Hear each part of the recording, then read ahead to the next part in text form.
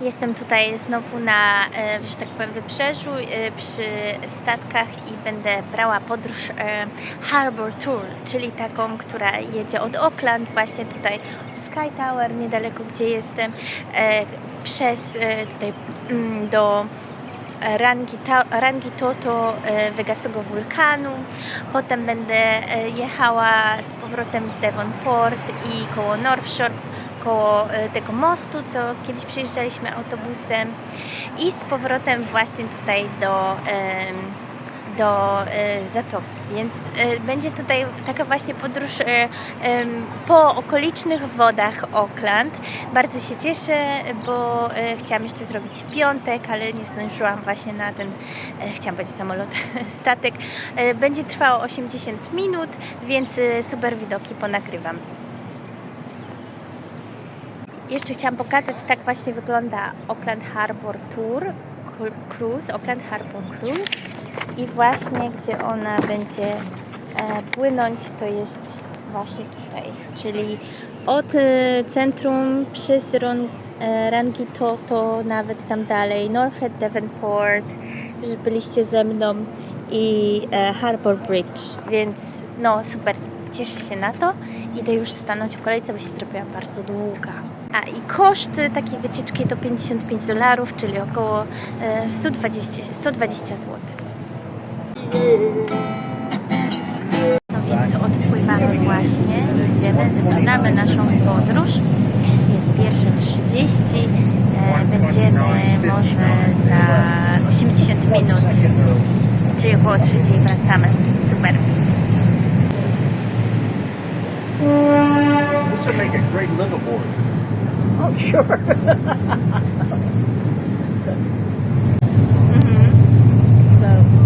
So you did a lot. Yeah. That's great. Where are you from? I'm from Poland. Poland. And you? Florida. Florida. Wow, I meet a lot of people from Florida actually. But I met in Bali. There's like a couple of guys surfing there. So Oh, yeah. very nice. Yeah, very nice. You're having were a there. good trip. Oh, that was last year actually. Oh, So okay. yeah. Yeah. This time I'm here with my partner. Where in Poland are you from? I'm from the southwest near Germany and Czech Republic.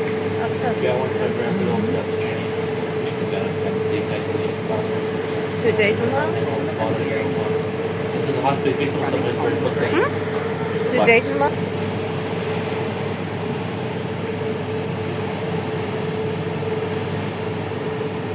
Okay, so just a couple of things. First of all, let the crew know if you can't hear me.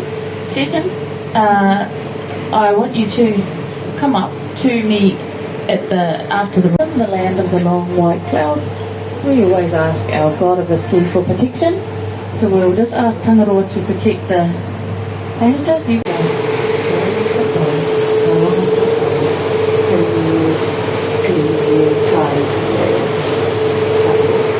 Okay, awesome. So, on we go.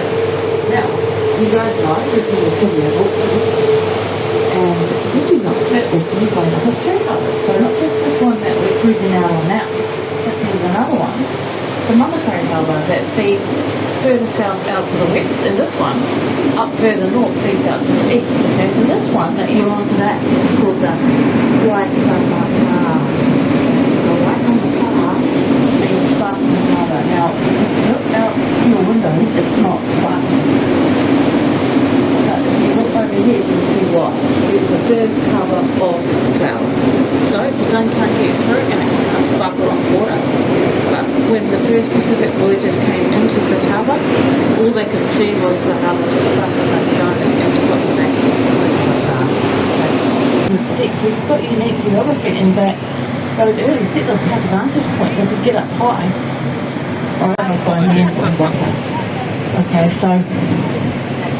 Okay, so these men had come over 1,000 years from Hawaii. So they had island hop from Hawaii, hop, halfway to South America. Okay, east halfway to South America. And they stopped for 800 years on the Society Islands until they figured out how to add a fillet and a rudder and steer the current and another hull and another sail, and they could rig it to do the long stretch down to New Zealand, which was just as long again, but no islands to hop. Right, so they had to get some see some religion top technology. But up there is that story. You can go in there and go to that exhibition that's free and have a look at that giant block out. And all the artifacts from all those islands. That is a really cool exhibit. So that's how the whole of the South Pacific got settled. Is because those men and those Ronto going, this little island is overpopulated, we need more food, we need more land, and so that island hop spread, island hop spread, and then eventually got down here. Okay. So, now you're looking to the right, and you're looking at the ports of Auckland. Self-explanatory, containers, in, out, and the mega cranes. So you're looking at three, but they are the biggest cranes in New Zealand. So if you look at where the driver sits in the box at the top with the glass, it's 38 metres up. And those tankers can pick up 4 at once, but we've only ever seen it pick up 2. So that port, as tiny as it is moving 850,000 containers a year inbound, outbound. So if you divide it by 365 days, so it's still 2,400 containers a day. Golden rule, one hand for the boat if you're moving around for the weight from other vessels. Cool.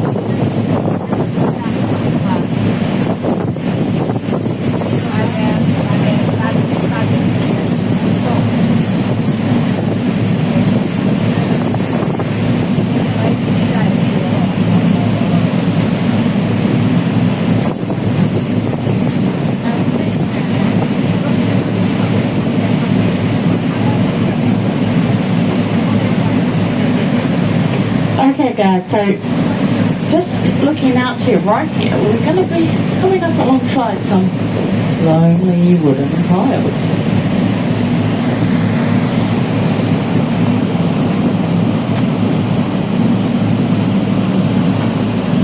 Okay, and you might be thinking to yourself, well, what is earth are those rundles with milestones sticking up out of the seabed like that? Strange thing to sticking out of the seabed. Well, it's true because... I never noticed. Look, there's a broken one. The broken one. About 10 past the little fisherman guy, there's a broken one. So anyway, sorry. So, the purpose of these was to form a breakwater. So the idea was we'll plant them in the seabed and then sea life will grow up in between them and create a breakwater. Right. You can see if you look closer there's a little bit of oyster fat and monkey fat and a little bit of growth, but nothing to the extent of what was intended, which was that it would be one wall. And then we wondered, well, why is that? What happens there? Why doesn't that grow up the sea life in the seaweed? Well, because when we looked at the manifest for the importing of these lonely wooden tiles, they came from a railway station in Melbourne before they were cut railway, and they've been treated with kerosene. You can imagine that in Australia where there's 50, 40 years old termites in a probably running train through the desert. They needed to protect them from all the termites and stuff. But naturally our sea life doesn't like it. Very happy that the season failed up against the side with being taught to turn around and start back. Yeah, so nothing bad's not looking at something later on, usually. Okay, so now we've got the walk here, the Oiraki walk. So if you look at the end there, you see an orange terracotta building with arches. Yeah? So it looks like you might wait for a bus or a train. You've got that, and that demarcates Kelly Harbour. Kelly Harbour was a pretty incredible New Zealander. He really is. He's very visionary. So what he did was this year, he was a big shipwreck diver and just oceanographer. Mapped the ocean floor. He also preserved species. Ocean. Scuba dive. So what he did was he wanted to share that with people that don't dive, the kids, the elderly, and just people that don't dive. So he, underneath that little orange building, and back into the building, sits a bunch of decommissioned sewage tanks. So he bought these decommissioned sewage tanks off Auckland Council. Well, the trick is he went to them and asked them, and I buy them and said, you can have them. And so he said, okay, I'm going to clean them up. And then he talked to an engineer who cast them from human like glass acrylic tunnels. And he put them through those decommissioned sewage tanks. And he seen them up floated through water and he loved it. So you can just go through that aquarium and have a look at what he tried to do. And it's still going to this day, even though he died in 1985. So, oh, it's cool. And you can go south about it on the weekend. The Kelly Company is also responsible for locating and salvaging the oldest European artifacts. Right, so after those stuff, that was his cleverness in surveying and science that matched the shape of New Zealand, and he did 3 circumnavigations of New Zealand. But Kelly's Compton found the oldest anchor, right? So at the time that Captain Cook came, he was breaking a French boat called D'Urville. And D'Urville had a boat called the Jean-Baptiste, and the Jean-Baptiste and the Endeavour on his very first voyage at the same storm in Doubtless Bay, 40 nautical miles apart. They had to dump ballast, so they dumped all the anchors. I don't know why they didn't keep one, but they dumped them all. And Kelly Carlton went and he found the largest one. And so if you're going further in the country, then make sure when you're in Wellington you go to Te Papa, because that's our museum of our taonga, or national treasures. You don't even need to pay, you just go in the lobby, look up to the left, and on the lobby wall is that anchor, 1 story high. And it's still to this day the oldest. We're just going to sidle across to Fairmount Lighthouse.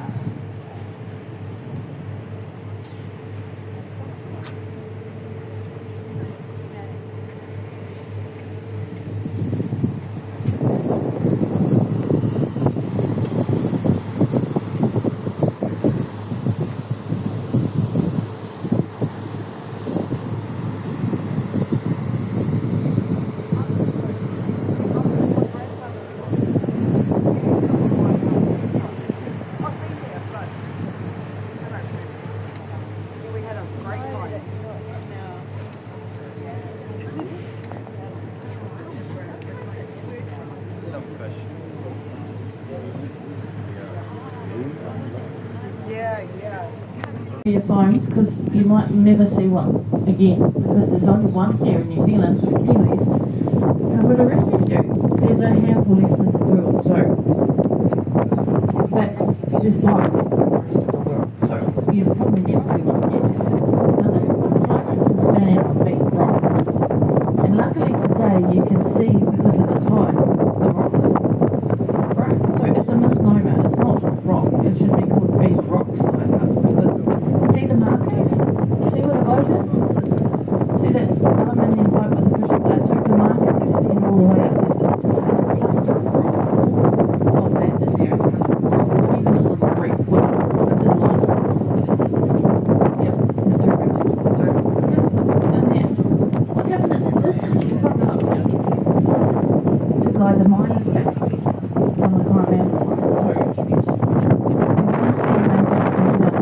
photo, I want you to look out the Harbour Mountains and the furthest line of mountains you can see on the horizon. That was Coromandel. Jestem właśnie na łódce i dojechaliśmy do Lighthouse'a. Tutaj widać Auckland, Devonport, a tutaj już Rangitoto. Now we're going to get out and also Super widać ten wygasły wulkan. Rangitoto, tak. A tutaj jest Mission Bay. Tu byłam właśnie z Lera rodziną na fish and chips. Fajne plaże, takie dosyć, że tak powiem, lekka, fajna atmosfera.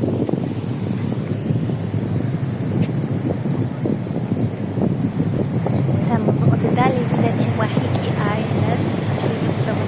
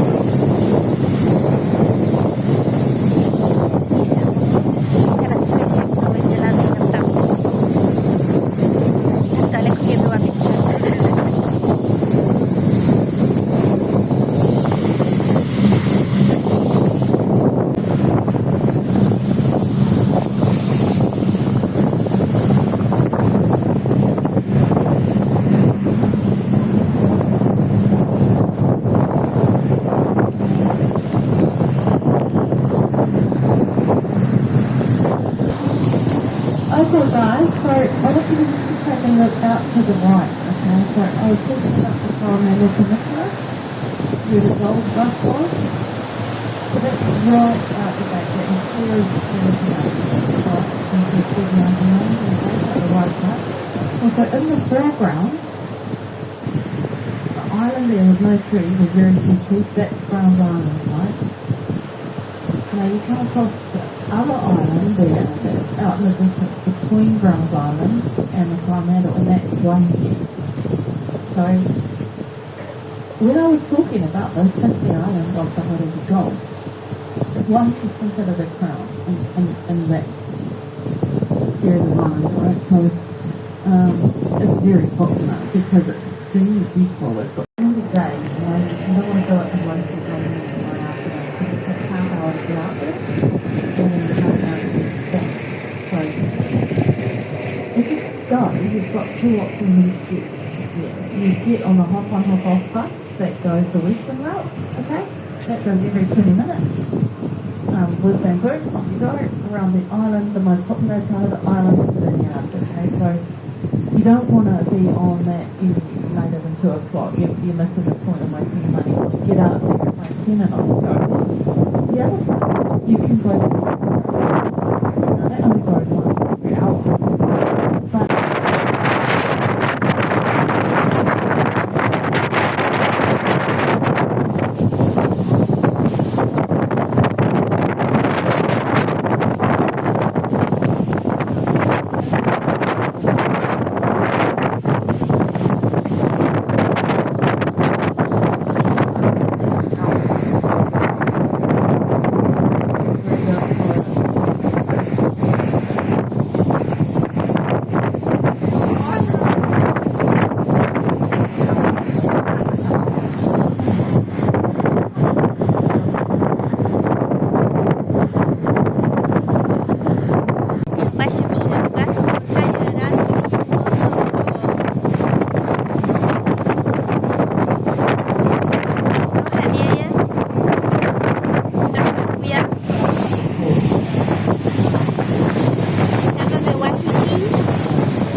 jest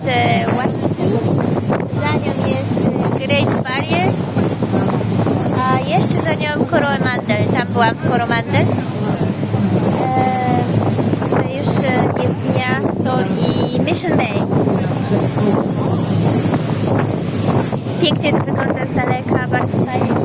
Mogłam być przy wulkanie, bo jeszcze nie byłam przy wulkanie nigdy.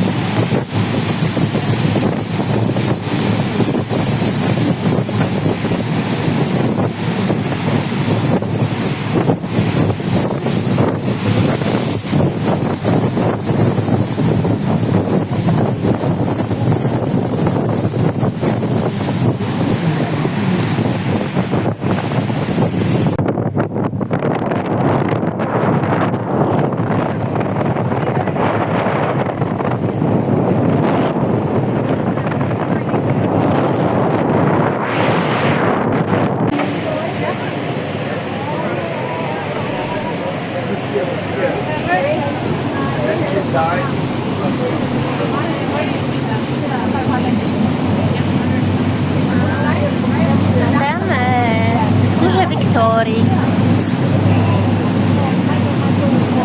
Byłam ostatnio tam.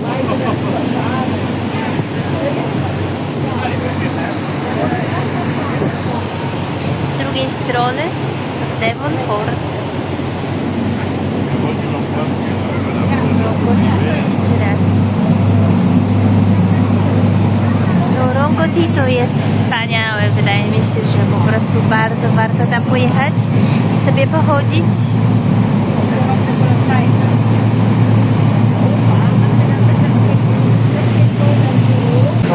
During World War I and II. Okay, so one of our crew up here on the bridge just told me a story that he used to because this food, like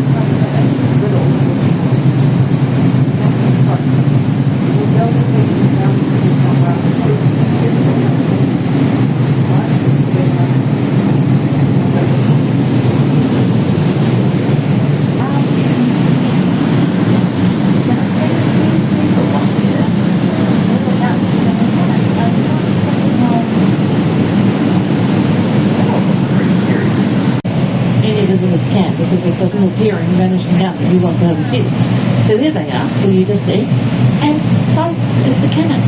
Now, the cannon and the guns we've never needed private and defence like in the Congo, not in World War I, not World War II, I hope we never do. Hope we never do. However, the cannon has been fired. And it's been fired for honorific purposes or in ceremonial purposes. So the last time it was fired was in 2011 when we beat the French in the Rugby World Cup of Mount Eden. But it's also been 5 when we beat Larry Ellison in the American Cup. So whenever we have a little bit of raru, which is the Māori word for, you know, because the French have had some diplomatic incidents with, and Larry Ellison of Oracle is just cheap. So we have issues with him, like sleeping up his yacht and using technology that he was supposed to use to beat us in the American Cup. So, yeah. So those kind of things. We'll Traveled so much. Wow. District. I love the boats here, like it's just so relaxing to watch them. We were all sailors for many years. Oh wow! My mom did a course as well for sailing. So wonderful. Then if you start whacking into apartment buildings, it loses its commercial value too, because you don't want to try and buy houses there. So, you know, they're looking after themselves, but they're also looking after the history of the area. So, for anyone on board who's not able to see but is listening, Victorian architecture is characterised by covered balconies, covered verandas, pitched roofs, little spires, little printed turrets, big bay windows, dormer windows in the roof, and usually 2 brick chimneys. But yeah, in the early 1800s, some of these houses, little workers' cottages from 1852 to 1853. So yeah, the Devonport's a place that you can just come for a morning or an afternoon. It's suitable for the elderly and for kids because you can easily flat this part here, right here, and where all the little shops are. You've got second-hand bookstores, you've got little antique shops, you've got little galleries, you've got little gelato shops. You can even have high tea. You can have strong with clotted cream with Earl Grey tea or Lady Grey tea and all those essential British things.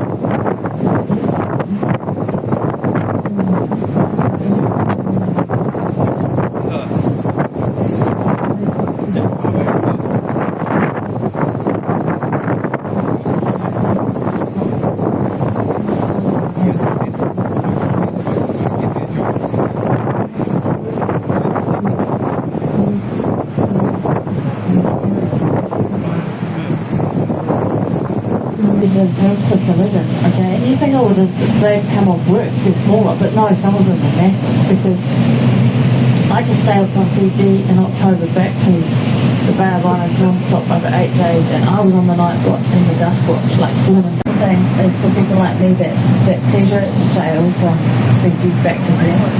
So they, combined with the Air Force, within 24 hours they get a helicopter out if we hit one of those vessels. or there's the issue of we have to abandon ship. So they have to coordinate all that. But I think the biggest job they have, and this is going to increase in the years to come, is logistics for the South Pacific, because as the climate is getting more intense, right? So we've got climate inequity. So our little island nations that we're a protectorate for, Tonga, Rarotonga, Fiji, Vanuatu, Samoa, there's over 10 islands that we've agreed to protect. So they're countries in and of their own right, because they're independent, but they've asked us for help. So when they have a weather event, right, because that's part of climate equity, they're tiny little islands, salute the least, but they suffer from rising sea level back and put the power back. So there's a huge job up there. So they're having to do that, and region-wide infrastructure, so defence for hospitals, universities, they're too little. They don't have those services, so they come down and they fill that. So that's why Auckland's the biggest Polynesian capital in the world. There's more Tongan here than there are in Tonga, because people want more life chances, right? So they go where there's more work, universities and those things. So we have a tight relationship with those nations, so we go to their rescue. But it's tricky. It's 1,100 men and women doing 2 other major jobs, and what happens if there's a cyclone in 2 places? Right, which often happens. So there you go. Big up to them. They do a great job. But it's not all serious. There's a fun fact about the New Zealand Navy, and they were the last to put down the lung ratio. So the last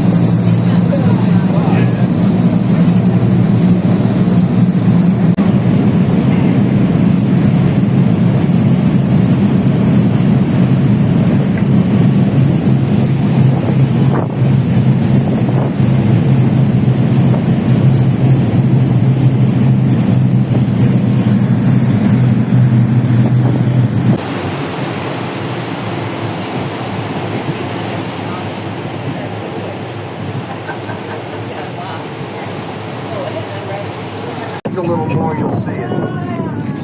It goes back the other way.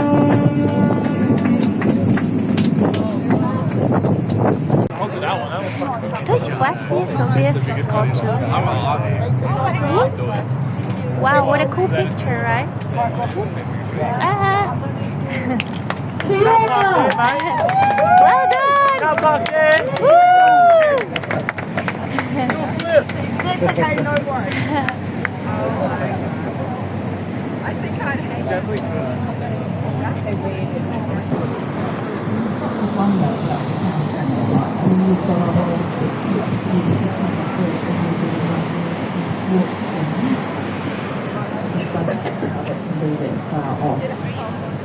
But anyway, so what they had to do was, in the near two lanes to either side, so put that into the tail fan, and the tail fan said, well, I think I need to go and get into the near the fan. This is the glass of Farina. Okay. Yeah, so It is really beautiful view if you go.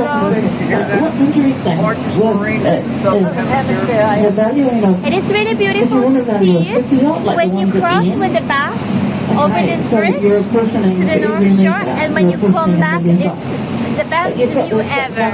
So if you have any time, just take one bus across. It's more beautiful than from the boat. It's just above, and it's magnificent. That was just wow.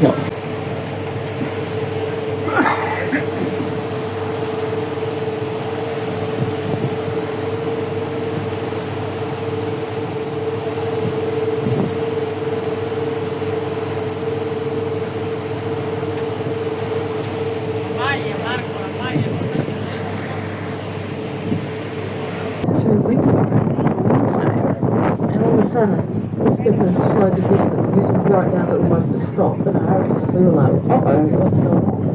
And then he announced from the bridge, 2 male walker out to the left-hand side of the vessel, and they are hunting stingrays. So male orcas like chasing stingrays. And they're probably just scouting to go back to the females and say, this is where the food is. But they were able to run around all of that Wednesday because I raced out on Wednesday night from Waikiki, and they were still around where we were racing. They were just rolling around and playing. Very happy. We really do our best to keep it as clean as we can. The other day, one of the skippers stopped our harbour cruise to pick up a fender. One of the super girls left the fender just bouncing along on the ocean, so we got the boat. We got the boat about grabbing the fender and put it on board and took it back. We don't want any rubbish in this harbour. We want to be able to share it with mammals and sea life for future generations. This boat that was in Maya with Meryl Streep out the front doing a Titanic moment.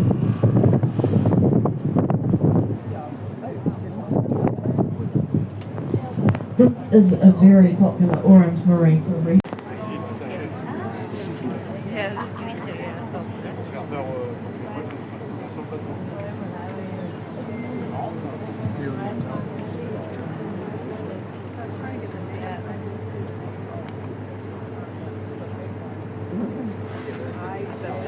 Trying to slow down so that we make it easy for you, but you've got to get your cameras ready now and get ready to start clicking, okay, because it's going to come into view very shortly, the suspended swimming pool. Yeah, we are trying to line it up here.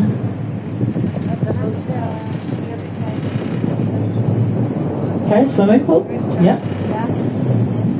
And we're slowing down, and here comes the sky tower. There it is.